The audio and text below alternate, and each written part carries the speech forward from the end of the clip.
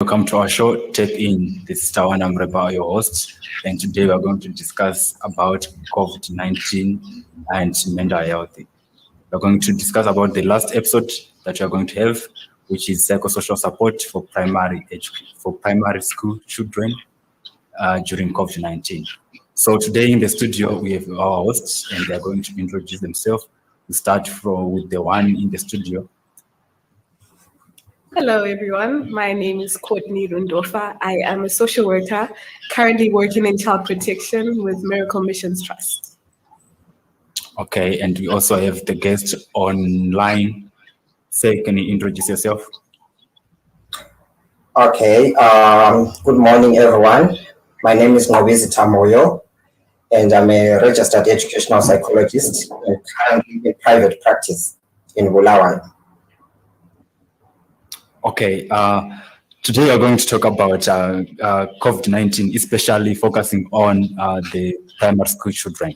So to start our discussion, I want us to discuss or to know more what are the primary school children. Start from you, sir. What do you understand about primary school children? Okay, thank you. Primary school children are those children who are from early childhood development up to grade 7. And primary school children go through 9 years of learning in school. Thank you. Okay. Courtney, since we are going to talk about COVID-19, and also since we are going to talk about the psychosocial support of mental health to primary school children during COVID-19 lockdown. So what is COVID-19 lockdown? Can you explain a bit? Sure. So in 2019, the world was enraged by the COVID-19. Those were the first cases we heard of. And then 2020, March, Zimbabwe said that we're going to get into a lockdown because we want to stay safe. So our mantra for this lockdown was stay safe, stay at home. So that means that Zimbabwe temporarily forced everything to shut down. Only the most important people had to go out. So which means schools were closed. Most things were closed. Only essential services were open. So schools closed. That means playing closed, especially for children. Most services closed. Yeah. Okay, thank you. Say, you mentioned something to do with the categories of these primary school children. Can you explain those categories, maybe in short? Okay, thank you. The primary education system in Zimbabwe is divided into 2 sections. We've got the infant level, which comprises of the ECDA up to grade 2. And then we've got the junior level, which is made of the grade 3s up to grade 7.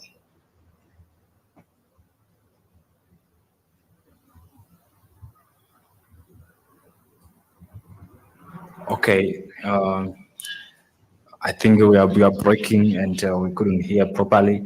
You mentioned something to do with infant and junior stages. Okay. So? Yes, that's what I said.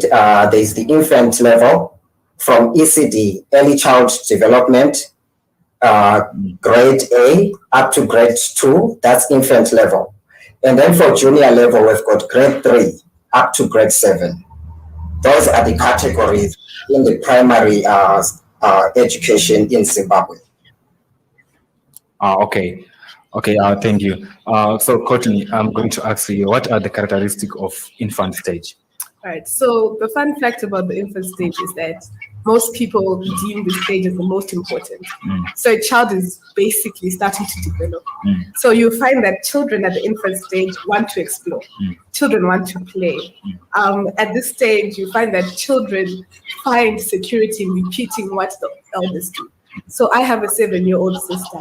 Wherever I am and whatever I do, she's doing the same thing. She wants to copy because they're still exploring. And then at this stage, children are very fearless. They will do whatever. You find a child climbing up a tree just because they're fearless, because they're still trying to explore, they're still understanding the world around them. So you find that they're very fearless. They can fully express themselves without minding whoever it is. You find that a child who's 5 years old can tell you, so 5 years old is around grade 1, and that's infant stage. You find a 5-year-old can simply tell you, oh, Tawanda, I don't like you, because they don't know the culture yet. So they're very able to fully express themselves. So those are the general characteristics of infant stage. Okay. Do you have anything to add on the characteristic of infant stage? Okay. In the infant stage, this is the time whereby children in this stage, they learn through play. We don't expect, for example, let's say at school, we don't expect the teacher to teach the children in the infant stage using the lecture method. In this stage, children learn through play. So you can make use of issues like engage them into art so that they can be able to express how they feel within themselves. How they can actually express their emotions of what is going around them. So those are some of the things that actually help us to identify some issues in children in the infant stage. Okay, I just want to cut you there. So how does COVID-19 has impacted this stage? You mentioned something to do with the emotions, what do we identify, or what are the impacts that COVID-19 has brought to this stage? Okay, you know what? Before this COVID-19, children have been going to school normally, and they've been engaging into play without any disturbances.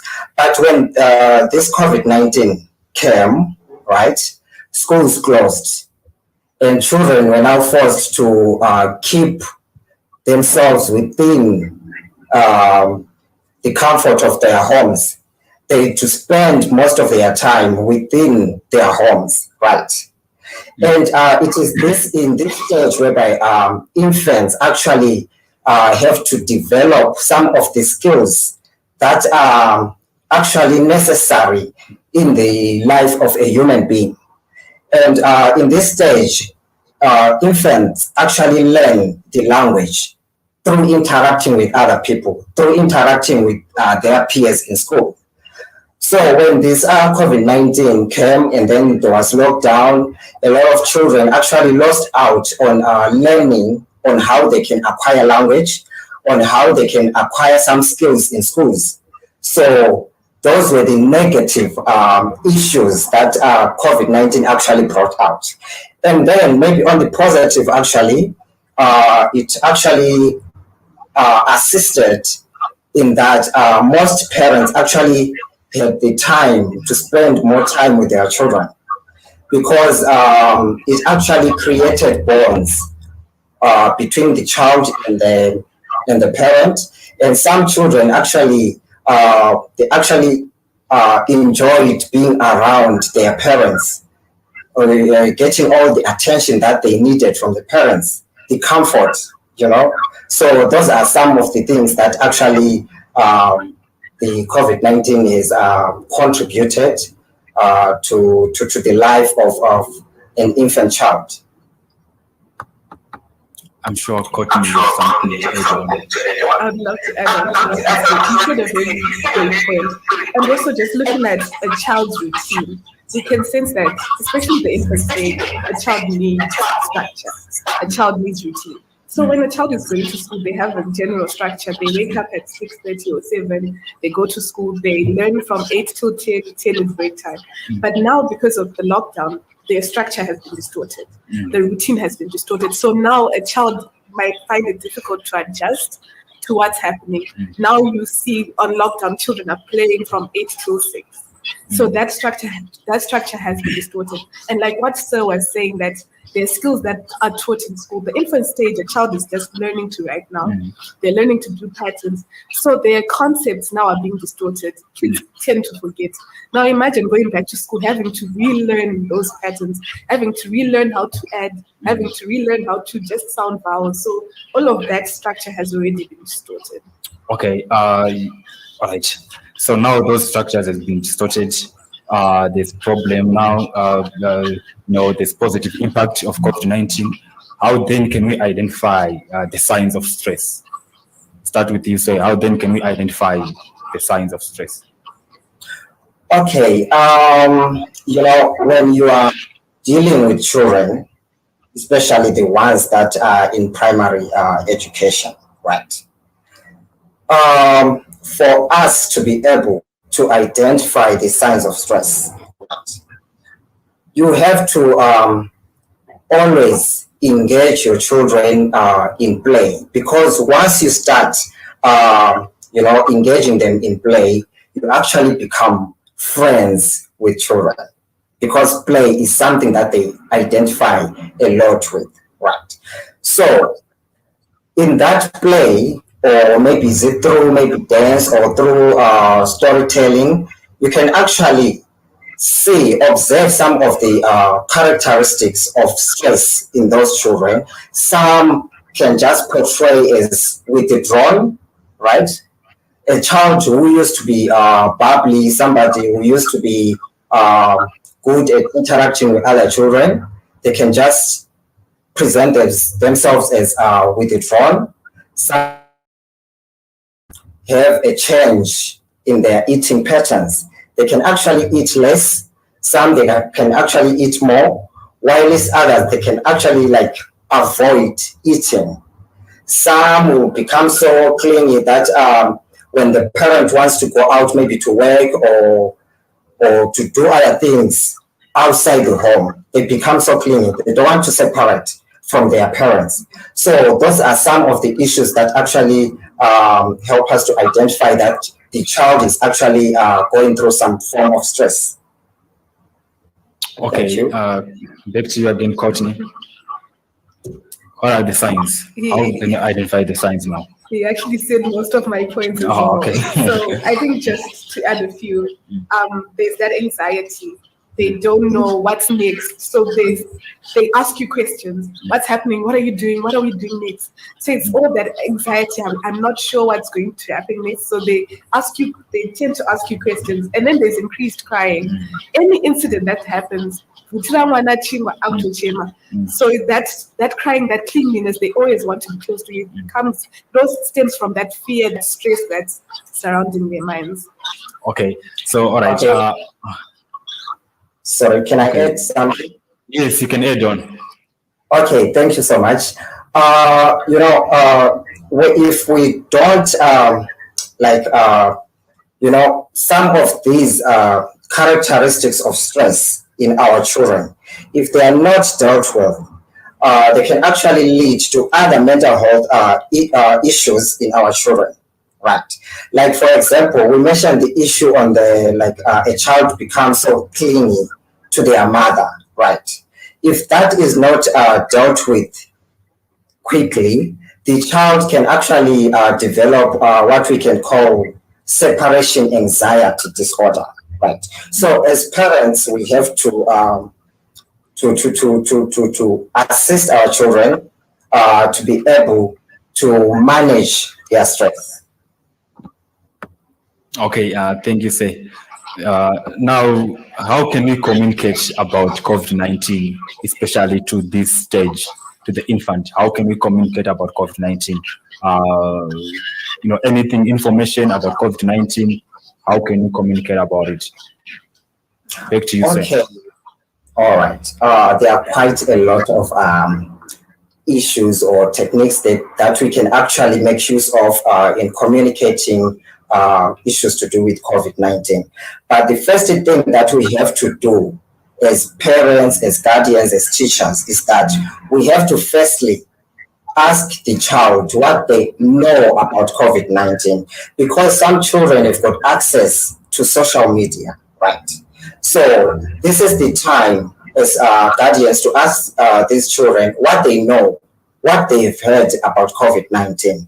And it is up to us as parents, as guardians, as teachers to correct some of the misconceptions about COVID-19, because we know that on social media, quite a lot of messages are circulating. Some of them are not even true. So as a parent, you have to be honest with your child. You have to explain. You have to give them truthful information. And if you are not sure as a parent, it is right to admit to your child that, child, I'm not sure about this, but give me some time to go and research about these issues, and then I'll come and explain to you. And at the same time, we have to make use of maybe art for children to express how they feel inside, right? And then we have to also engage our children in activities, like, for example, at home. Will be maybe you are doing some chores at home. You have to make those chores very fun for the child. Maybe they can dance while he's cleaning the windows. Maybe they can sing a song when they are washing their hands. That's how you can communicate with the child. And the other thing, as parents as well, we have to give the child a platform to be able to express their opinions. We have to value their opinions. Through that, you are creating, you are actually boosting the child's self-confidence as well as self-esteem. Thank you. Okay, thank you, sir. I think at the beginning we highlighted that there are two stages of infant and junior. So, Courtney, what are the characteristics of junior stage? So it's actually quite similar to the infant. The junior stage, they also, so junior stage, like what said, we're looking at around grade 4 to 7. That's age 9 years to about 13 years.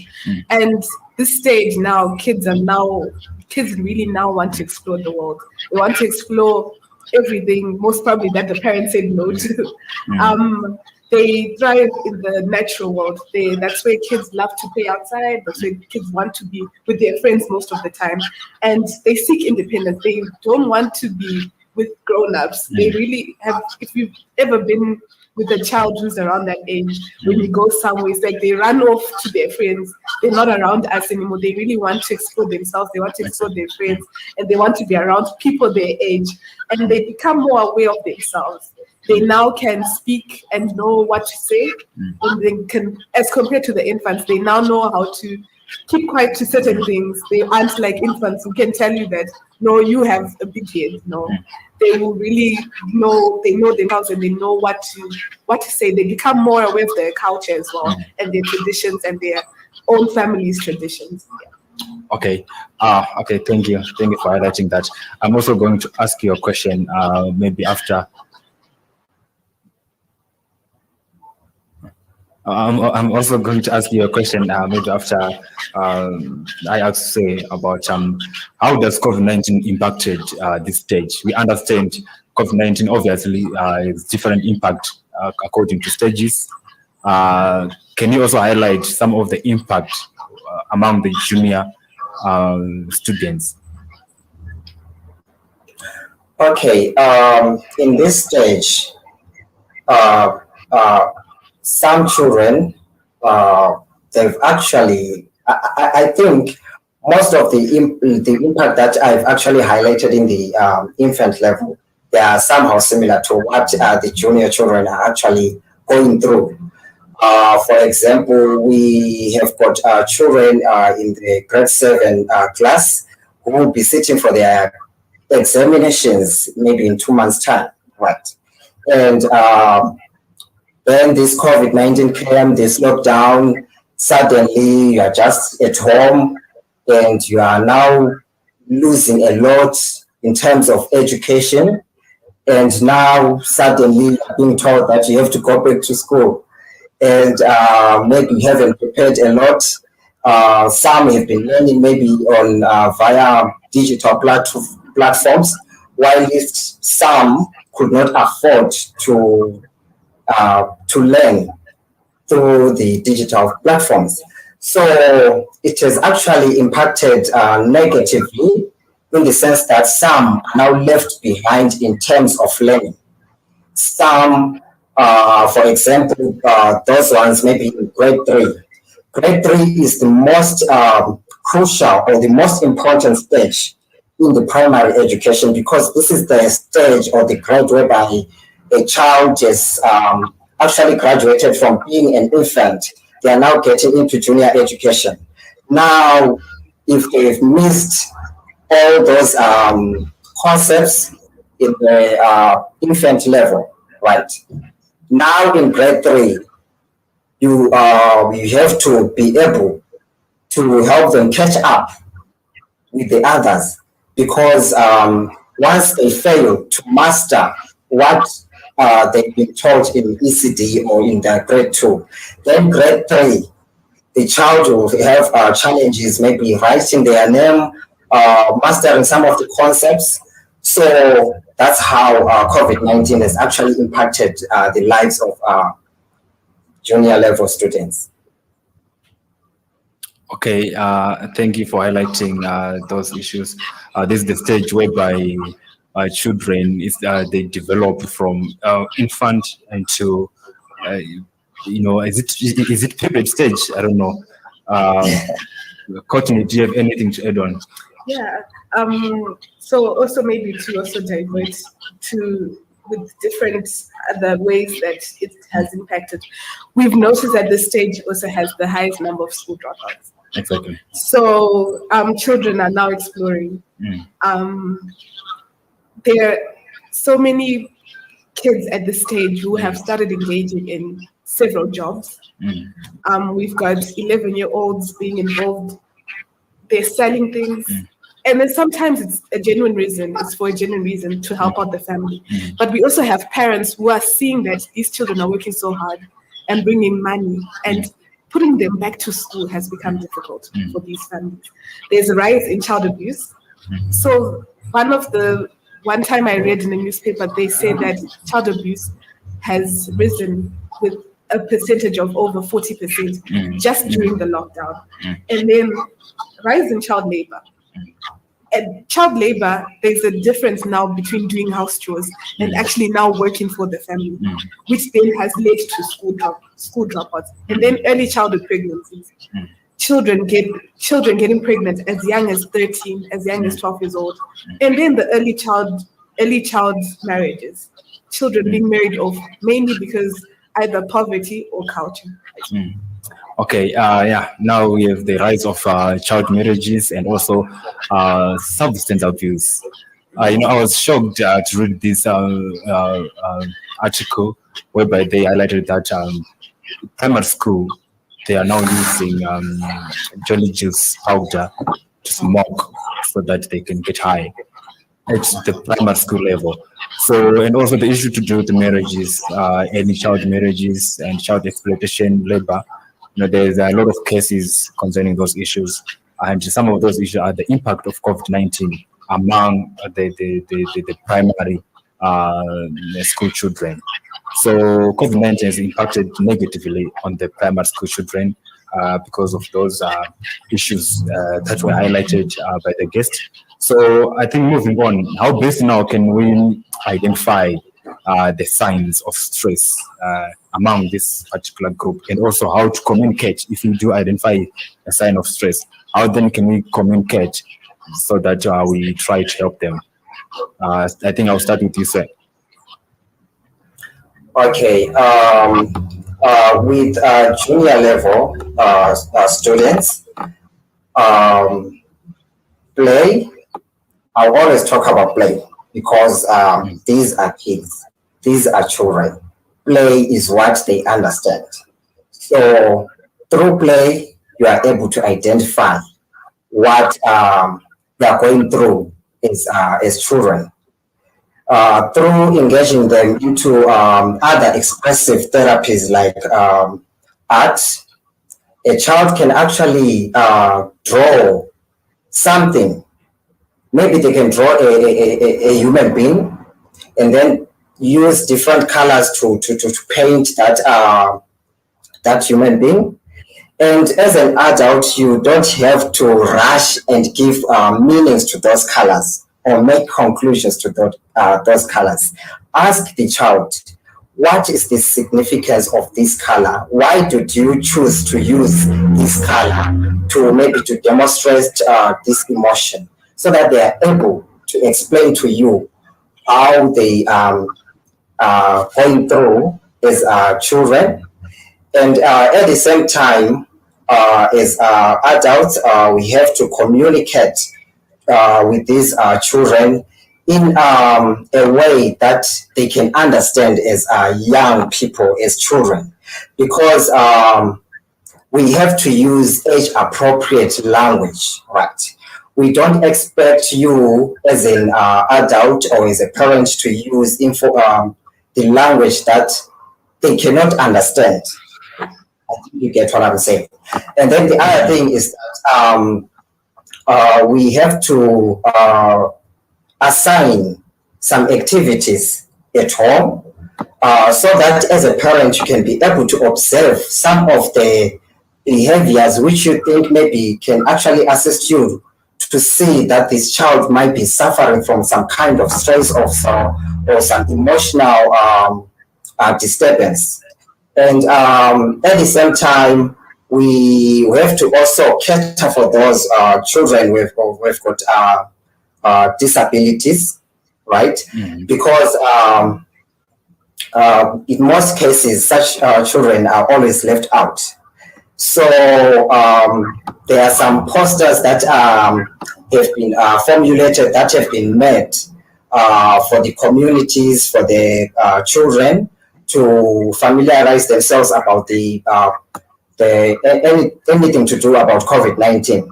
So it is up to us, the stakeholders, to create material, maybe through the use of sign language, so that the children can understand what we are trying to communicate with them regarding COVID-19 issues. We have got children with hearing impairment. We have to use some posters with sign language, so that they can actually understand what we are trying to communicate about COVID-19. There are some children with visual impairment, those that cannot see. We have to make use of audios that speak to issues to do with COVID-19, how we can live in this pandemic. So those are some of the issues or some of the ways that we can actually use to communicate about COVID-19 with these children. Okay, thank you, sir, for raising the issues to do with children with disability. Wow, I was going to ask you, but you said it well. We need to also take measures, especially to children with disabilities, how best we can communicate to them, and also how best we can identify stress related to COVID-19. So back to you, Courtney. How then can we help now the junior stage to cope with stress? So let me just start with an example. I remember being in a particular community, and I saw this child. He looked like he was about 10 years old, 11, and he was involved in a certain job with elder boys. They were like 18, 19.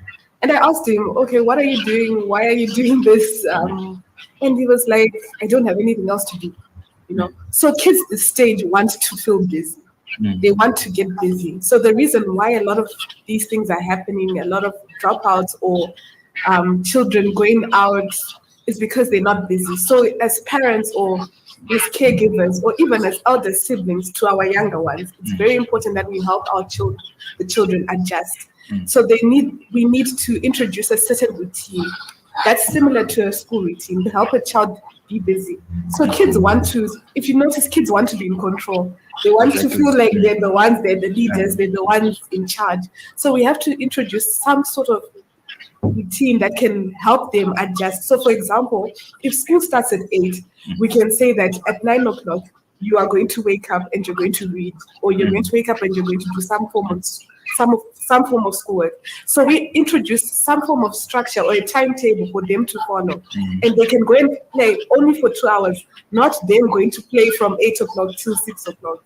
But rather, once they finish their work at 12 or at 1, they go and play from 2 to 4, they come back inside the house.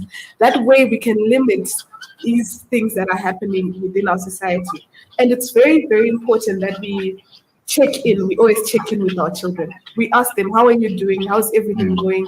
Are you doing well in your schoolwork, in your school exercises? So those regular check-ins helps us monitor the stress levels, helps us monitor whatever may be going on. And then it's very important that we have a safe space where we allow children to express themselves. We are not too strict or too quiet. We allow them to actually speak up for themselves.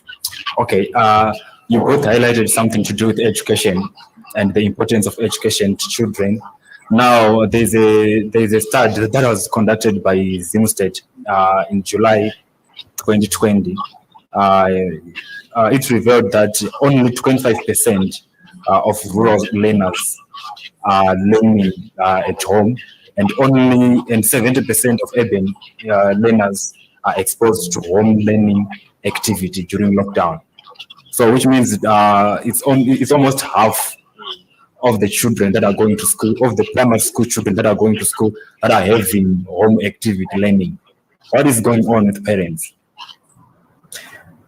Well, okay. I think we cannot say this is a problem about the parents, right? Because there are quite a lot of issues that are involved in this issue of children in rural areas not being able to access maybe learning material, not being able to learn. For example, I'll give you an example. There are some rural areas where the communities have no access to network, right? And most things or most lessons, they've been being delivered on radio, on television, and some communities have no access to such, right? So it becomes a challenge for those children to be able to be on the same boat with those children who will be in urban areas who have got access to television, who have got access to radio, because they are able to follow the radio lessons, they are able to follow the TV lessons, which is not possible with those in the rural areas. Of course, yes, parents have got a role to play in the education of their children, right? But if the resources are not there, then we cannot put the blame on the parents. But maybe we can say maybe if the government departments such as the Ministry of Education, they can actually work with some of the schools or some of the parents in those disadvantaged communities by distributing material, reading material to the children, so that they will be able to learn some of these concepts, which most children in urban areas have already covered. And we also have to also educate the parents on how they can go about offering these lessons to their children, because some of the parents cannot read and write. So, and then we don't have to expect that parent to teach their child, because it can actually distort the information that they already learned before COVID-19. So there's quite a lot of issues that have that come to play into these issues regarding the learning differences between children in rural areas as well as those who are in the urban areas. Okay. Okay, I think I have a question for you. Do we have any learning activities on our radio platforms right now? Or in our national television? Do we have any learning program? At the moment, I'm not quite sure, but there was a program under the guidance and counseling, which was being offered on radio. I think it was on, was it Classic FM, National FM, and other radio stations. So they used to. Okay. So do you think the 70% of those in urban area who were exposed to the home learning were listening to that particular program, or it's because of the willingness of the parents to help their school children to learn? I wouldn't say most of those learners in the urban areas were listening to those radio lessons, because what you have to understand is that in urban areas, people who have got access to the internet, they can actually download some of the material from the internet.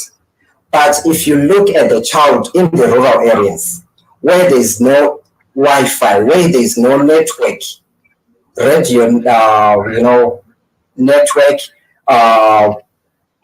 telephone network, you wouldn't expect them to just wake up and excel in education, because the environment on its own is not enabling for them to be able to learn online, because some of them cannot access the network. Okay, Cotton, do you have anything to add on this issue? What is going on? All right. So again, I'm on with examples. I was in Chimanimani last week, and I remember speaking to some of the teachers, and they spoke of that issue that children, especially in the rural areas, are not engaged in any school activity, any extra lessons, some who can't even afford it. So now it lies on the parents. And they were saying that it's so hard to motivate the parents to tell them that your children need to do some form of activity. Some of these parents won't understand that school is important, especially if the parents never reached a certain level of education. So a practical example is my mom's dad, my grandfather, found it difficult to take his kids to university because he never reached university. So he said, why is it important? So if these parents never reached a certain level, it's going to be difficult for them to motivate their kids to reach that level. So you find that they lack motivation and they won't tell their kids to also go to school. So kids now are involved in the family business, herding cattle, helping out at the garden. But there's no problem in helping out, but children still need to be motivated. Now you see kids have a lack of concentration now. There's no motivation to go back to school because their parents are not motivating them. They've just also remained passive and have lockdown is lockdown, and that's it. You're not going to school, that's it. We're not even going to try. So it's very important for the parents. It starts with the parents. If the parents don't motivate the children are not going to be motivated, because kids at this stage need pushing. They won't do it for themselves because they're still at an early stage where they don't even understand why school is important. But if the parents can motivate the kids and not just leave it, because now you have parents, even parents who are working, they won't try and set up a routine, because even if you're working, you can leave some work for your children. But if you don't understand why school is important, you won't do that. You will just leave it like that. Okay, thank you.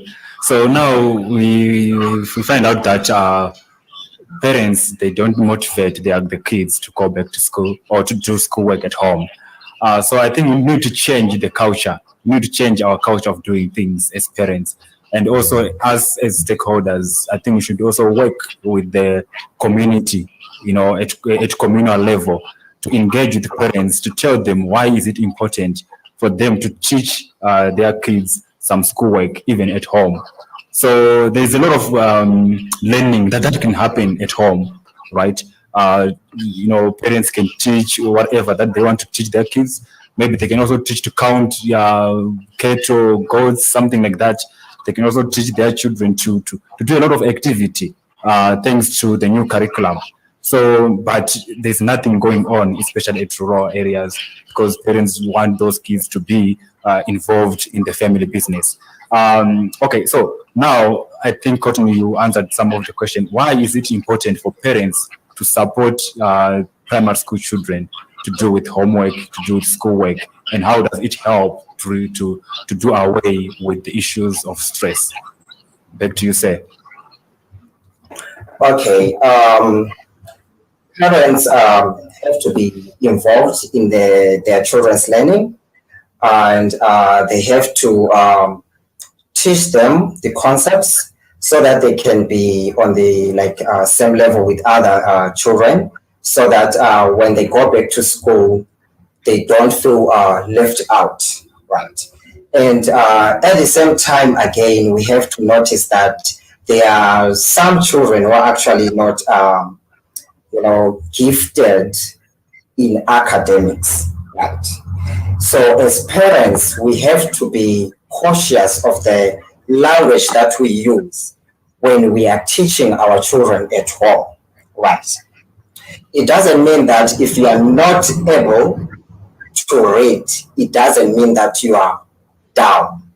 You are not intelligent, right? So as parents, we need to be able to see or to identify some of our children's abilities, some of our children's talents, so that we can work towards nurturing those talents. Because there are some children who, when they notice that they are actually not gifted in academics, they actually become so stressed, right? So in order to prevent those children from going through so much stress, we need to sit them down, talk to them that, well, you are not gifted, yes, but it doesn't mean that you are not able to do other things. So we need to also consider that there are some children who can actually do well in other areas. That's why I actually really liked the idea that you actually brought up the issue to do with the competency-based curriculum, or the new curriculum, whereby it actually looks at different career pathways. So we need to nurture those different career pathways in our children. Thank you. Okay, thank you. And also the new curriculum is much more suitable, especially in the rural areas. There's a lot of activity, there's a lot of land, there's a lot of exposure to what is going on in our community. What is important for parents to teach their children? So also took my points, but the other point I had was to keep the motivation high for children. Okay. To help them enjoy. I like the example that you gave where you said you can tell your kids to go and count cattle. That's a fun activity, but it still helps with the math. It still helps with maths and reinforcing that learning within children. Okay, so who is the teacher at home? I believe the teacher is any older person who is in the house. So let's say, for example, the parents are not there. The parents are working 24/7, from 8 till 5. Let's say I'm the oldest in my house. I can be the teacher for a 7-year-old because I've been through primary education. Okay. So it becomes the caregiver or anyone who's at the house who's older than the child who can do what they have done. Okay. So who's the teacher? Well, I would agree with my sister there. Anyone can be a teacher. It can be a sister, a brother, a parent, or even the teacher themselves, because there are some children who actually come from families whereby the parents are teachers. So anyone can be a teacher. So I would agree with my sister there. Okay. All right. How to promote effective learning that also enhance good mental health, and that also identify the signs of stress, especially on parents. How could they promote that learning environment whereby they are teaching, at the same time they are identifying the stresses, at the same time again they are parents. Okay, could you please come again? I think I missed that question. Okay, please come. I say, how can parents now promote the effective learning at home that can enhance good mental health, that can also enhance the learning activity, and also that can also, parents also should remain being parents, but at the same time, they are promoting the effective learning. How best can parents achieve that? Okay, thank you so much for that question. As parents, since we've all become teachers at home because of this COVID-19 lockdown. So as parents, as caregivers, we have to, when we're teaching our children, we have to vary the learning techniques or the learning methods, how we teach our children, right? Because we don't have to use the lecture method all the time. And children do understand some concepts at home if you give them some tasks, the concrete activities. Let's say, for example, you are doing math at home, right? We don't expect a parent to just say, what is 2 plus 2 to a child, without having them looking at involving some counters. If you maybe you can actually ask a child to go and look for some stones at outside, and then they can actually bring them inside, and then they can use those stones as counters, because we need to engage our children into more practical things, because they understand through doing some things that are so concrete, unlike just telling them just by word of mouth. For some children, they can not understand through that kind of teaching. And then we also have to actually use different forms, such as maybe use a song or storytelling as a way of teaching concepts in our children. And the other thing is, as parents, we've got quite a lot of things that we are going through, that we are facing, because now you have been told that you have to be coming to work maybe on certain days, and you just find yourself that you have to try and strike a balance between being a parent, at the same time trying to bring food at home, at the same time trying to teach your children schoolwork. So as a parent, if you feel that you are so much frustrated about this whole situation, don't proceed and do the learnings, because you might just end up projecting your frustrations on the child, which can actually affect the mental well-being of that child. Because a child who lives with ridicule, they can actually become so shy, right? And it can actually affect their self-confidence, affect their self-esteem. And we want to raise children who are self-confident, children who can actually communicate their feelings when they are not happy, when they are happy with some of the issues that they are going through. So as parents, we need to be careful of our emotions. We need to be careful of the language that we use when around children, because children imitate our language, they imitate our behaviors. So we have to be careful, because we want to raise good citizens of the country. Thank you. Okay. Courtney, just do you have anything to add on? Just on that, it's very important that we do the routine. We have the same routine that we have at school, and also praise your children every day. Once the day ends, praise them and tell them you've done well, you've done a good job, you did this, you've done well. It's very important. That keeps the motivation high. Okay, what would be your last message to our viewers? My last message is, considering that schools are about to open, I would really like to wish the children all the best, and make sure that you not do as you say, but these tips were very helpful. Every tip that was said by every speaker today was very helpful. So it's very important that the parents can do well, and also keep, they can also just keep the motivation high for their children, and they're doing well here. Okay, say, do you have anything to add Okay. on, just for assumption? Okay. In today's world, we are living in an advanced world whereby we are now using technology, right? And some children are now learning online. They are using various digital platforms to access their lessons. So it is up to us as parents to monitor our children. We need to monitor what our children will be doing online, because some children are actually computer literate more than us adults. So we need to be careful.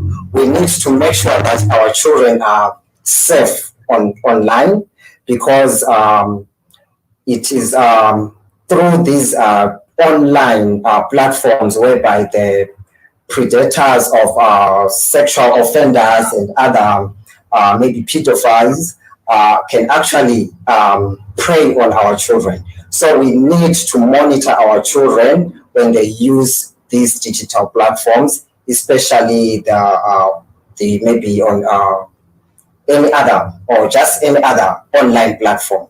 So we also have to praise our children, like what Courtney has just said. We need to motivate our children. When a child does well, you need to praise that good behavior. Thank you. Okay, thank you so much, Courtney, and thank you so much, Faye, for having us today. We discussed issues to do with COVID-19 and psychosocial support for the primary school children. So we discussed the issues to do with how to identify the stresses, and also what are the primary school children, and also how to help them when dealing with their schoolwork. We discussed the issues to do with with the primary school stages, the infant and also the junior stages.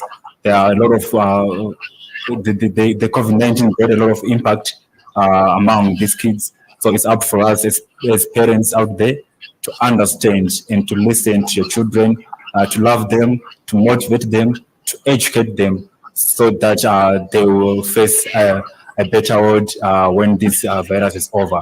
So as parents, let us be the motivator, let us be the teacher, let us also be the caregiver in terms of trying to make sure that our kids are mentally fit and are physically fit as well. Thank you for having us on today's show. This is our host. This is our show. Tap in.